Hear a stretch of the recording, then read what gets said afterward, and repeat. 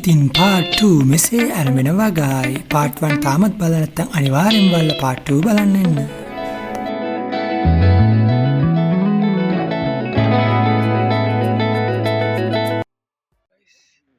මේ පාර නෝරෙලිය පාර. මේ පැත්ත අපි ආපු පාර මේ පැත්තෙන් කොහම ඇවිල්ලා මම ආවේ. ඉතින් මේ බලන්නකො අපිට කවුද ඉස්සල්ලාම හම්බුනේ කියලා. ඉතින් ලස්සනම ලස්සන ගෝනෙක් අපිට මේ විදිහට හම්බුණා. ඉතින් මෙයාලා හරිම හීලා ගෝන්න ටික.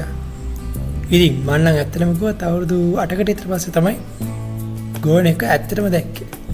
ඉතින් හෝටන් ප්ලේන්ස් එන්නම ඕනි මේ වගේ ලස්සන ගෝන්න දකින්න. ඉතින් මේ අපි ආපු පාර කොහොම අපි ආවේ. දැන් මේ පාර තමයි දැන් අපි යන්නේ. මෙතන තියෙන තේ බොන්න කන්න බොන්න තැනක් මේ හැරි තියෙනවා. ඉතින් මෙතනින් ඇතුළට ගිහිල්ලා අපි ටිකට්ස් පෙන්නන්න ඕනි. බලන්න යන ලෝකාන්තයේ කුඩා ලෝකාන්තයේ බේකසල චිපිලි පුගනවා වගේ තමයි. ඒනද කිරිකල් පොත්තට බල කන්ද වෙලි හොල්ල. ඉතින් ඕනේ ටිකට් චෙක් කරලා මේ පේන තැනින් පල්ලෙහාට තමයි අපි දැන් යන්නේ. යන්න හදන්නේ.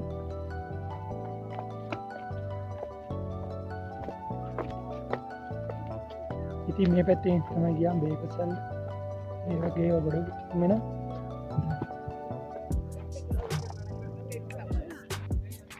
ඉතින් අපි මේ පාරේ දිගටම ගිහිල්ලා මේ ලස්සන දැන් අපි ගම් බලමු. ඉතින් මේ තියෙන විශේෂත්වය තමයි මේක ඇතුළට ඇති පොලිතීන් වගේ පරිසරය විනාශ වෙන කිසිම දෙයක් ඇතුළට ගෙනියන්න බෑ. ඉතින් අපි මේ යන්නේ පුංචි ලෝකාන්තය බලන්න තමයි යන්නේ. මේ පැත්තට ගියද? පැත්ත. ඉතින් මේ පැත්තට තමයි අපි යන්න ඕනේ.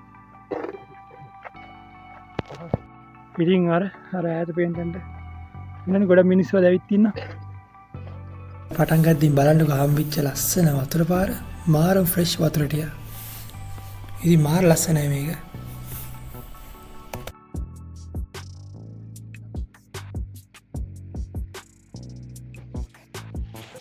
මෙතනින් දැන් ආවට පස්සේ මෙතනින් පාර දෙපැත්තකට බෙදෙන එකක්. මේ පැත්තට යනවා. අනිත් පාර මේ පැත්තට යනවා. ඉතින් මෙහෙන් ගියොත් පුංචි ලෝකාන්තය කිලෝමීටර් 2යි.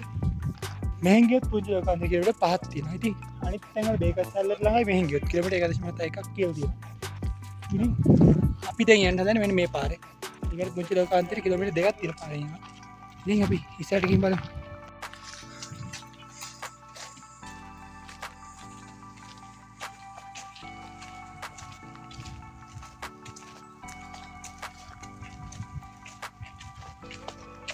ගයිස් දැන් අපි යන්නේ තුරුගමුවක් තුලට. ඉතින් මේ ලස්සන මල් මොනවද කියලා ඔයාලා දන්නවද? මේ තමයි මේ දවස්වල මාර විදියට ප්‍රසිද්ධ නෙළුම් මල්. නෙළුම් මල් වලට හොඳ ප්‍රසිද්ධියක් වෙනවා. ළඟට යන්න ඕනද?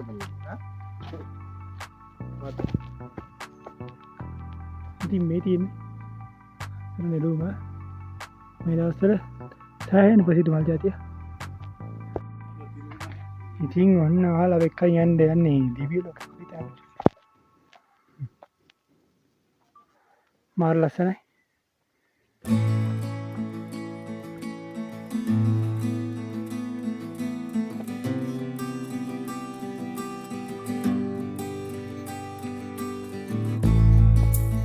වසන්තේ ආවා නෙළු වසන්තේ. ඉතින් දිගටම ආගින් මගට ඔන්න මගප් චුට නැවතුණා. මාර ලස්සනයි මෙතන. සුපිරි. පිටිපස්සේ මීදුමයි. හැම එකක් මාර ලස්සන ප්ලේස් එකක් තමයි මේකත්. ඉතින් හරිම ඉස්සලං කරේ මගේ කැට කනන් තමයි ඇහෙන්නේ.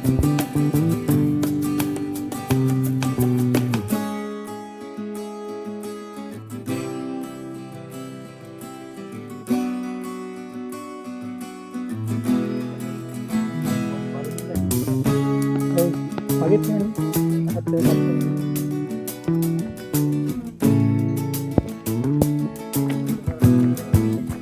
ito niya na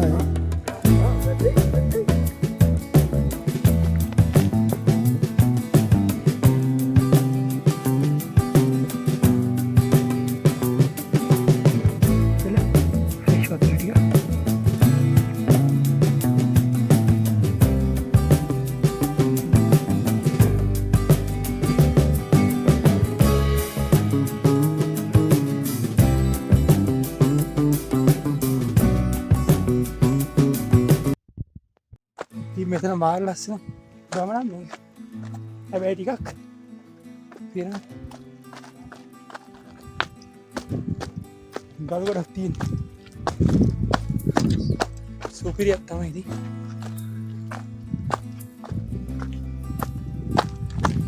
අරකට ඉස්සෙල්ලා ගිහින් තමයි මම බේගෙන් දුවනවා.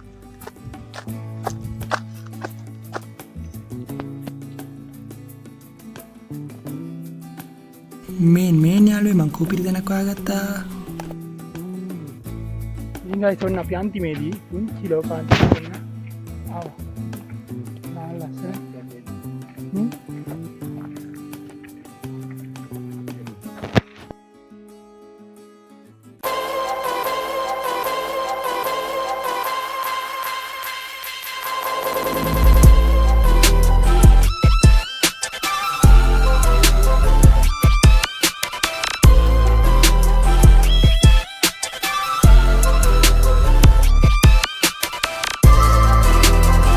මෙතනින් පල්ලෙහාට මීටර් 270ක් තියෙනවා.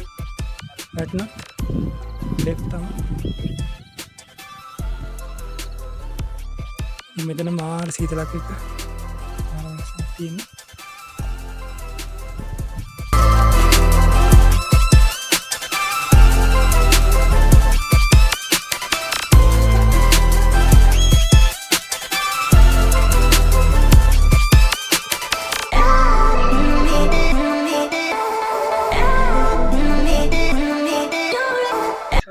මේ මෙතන පාරේ යන්න ඕනේ දැන් ලෝකාන්තයට යන්නේ.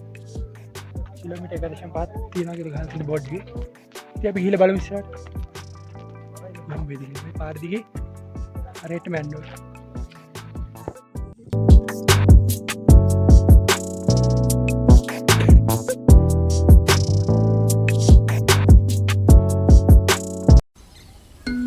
ඉතින් අන්තිමේදී ඊට පස්සේ මේ විදියට වර්ල්ඩ්ස් එන් නැත්තම් ලෝකාන්තය බලන්නත් මේ විදියට ආවා.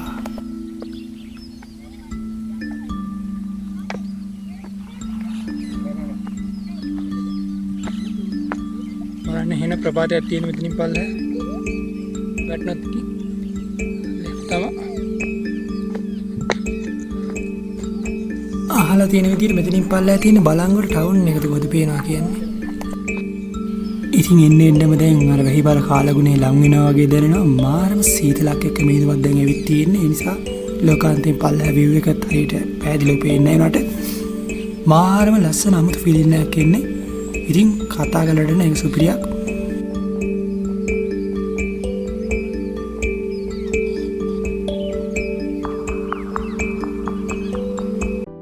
මෙතන දැක්ක දෙයක් මෙතන මේ ගහලා තියෙන ලන්ඩන් වලට කිලෝමීටර 8000 කියලා තියෙනවා.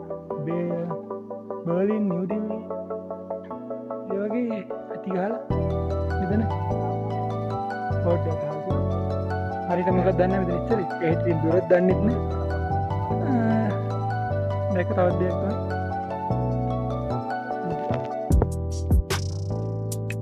බලන්නකො මේ සීතලයි වේදමයිත් එක්ක යන පාර ලස්සන.